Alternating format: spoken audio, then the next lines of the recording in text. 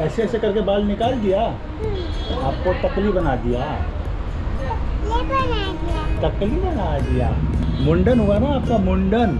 कुछ दिन के बाद अपने लल्ला का भी मुंडन होगा। चिवान, चिवान भैया है, भैया का भी मुंडन होगा।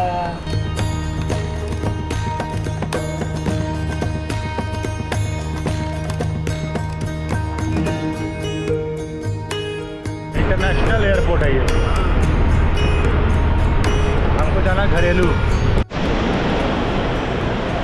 कहाँ है 87B यार? अरे अब यहाँ से फिर उड़ के जाएगा क्या ये? वाह, रंग बिरंगी मछली।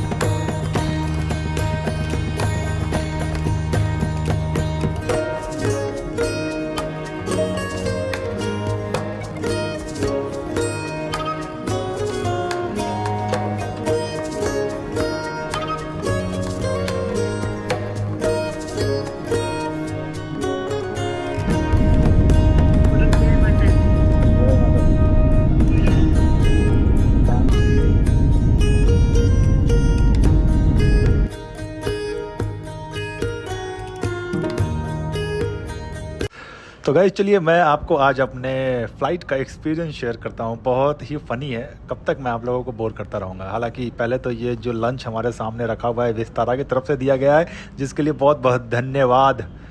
पता नहीं, एक्सपेक्टेड नहीं था। कई बार मैं सुबह में फ़्लाई किया था तो वो टाइम पर वो लोग ब्रेकफास्ट देते थे, फिर दोपहर करो तो लंच देते हैं। तो अभी आप लोग ये व्लॉग देखते रहना।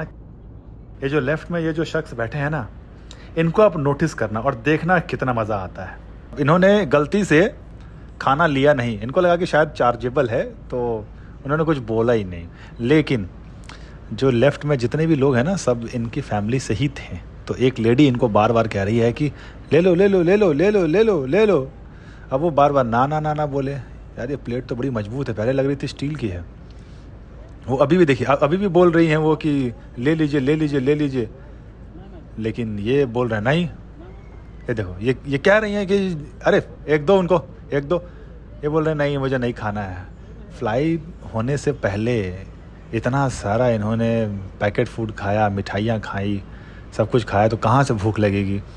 बट फिर भी उनको अभी लग नहीं रहा है। ये देखो, ये भाई साहब जो आए हमारे, ये कंफ्यूज हो गए हैं कि क्या देना है। तब फाइनली वो हमारे एयर होस्टेस एक प्लेट लंच लाके इनको दे देते हैं। तो भाई जब नहीं खाना था तो अब क्यों आप खा रहे हो? मुझे तो लगा कि ये खाना लेके किसी और को दे देंगे, उनके टीम में इतने लोग थे। लेकिन भाई उन्होंने खाना शुरू किया, राजमा से ही खाना पाव के साथ ही राजमा खाने लगे।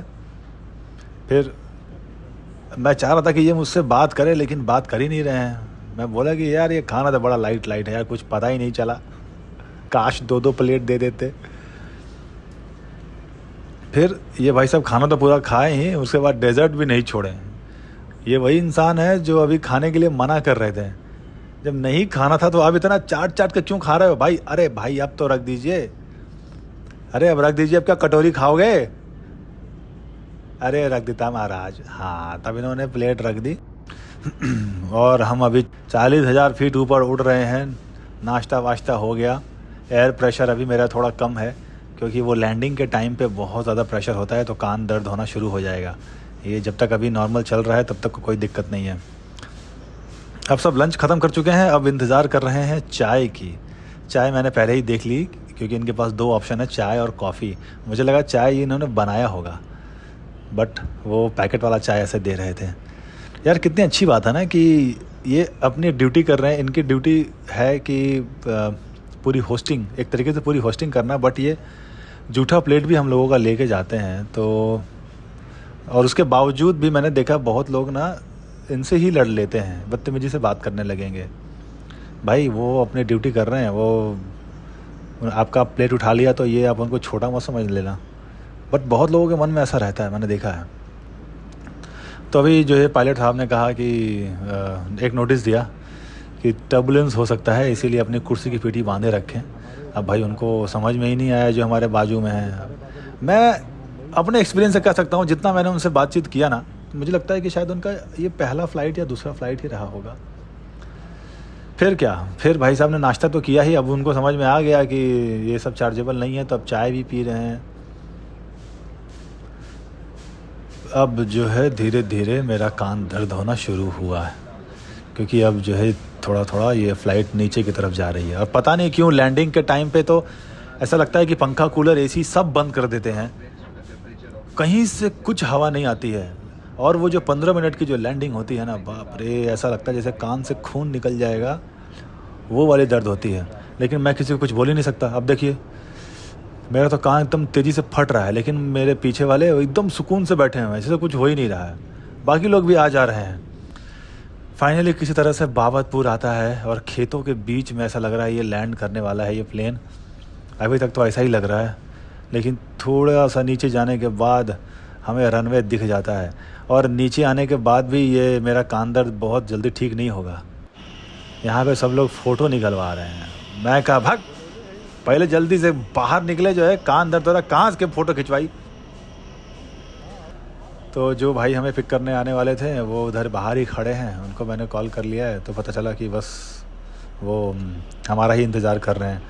किसी तरीके से मैं घुसता हूँ जल्दी से बाबतपुर एयरपोर्ट के अंदर, और अभी भी कान दर्द मेरा ठीक नहीं हुआ है। ऐसा लग रहा है कि जैसे कुछ सुनाई नहीं दे रहा है मुझे, कान चट चट चट चट पट पट पट पट ऐसे अंदर से आवाज़ें आ रही है।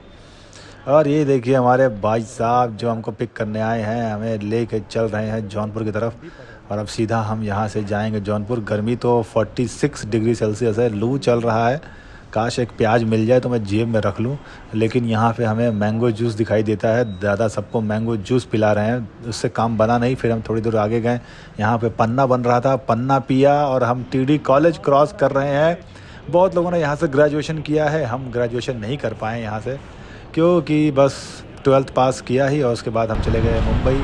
और यहाँ ये देखिए 12th वाला इधर है, बट यहाँ पे शादी हो रही है। शादी हो रही है, पढ़ाई लिखाई सब गोल हो गया, शादी हो रही है। फिर फाइनली मैं पहुँचता हूँ हॉस्पिटल, जहाँ पर मम्मी एडमिट है, और इसके बाद का व्लॉग तो आप लोगों ने देखा ही।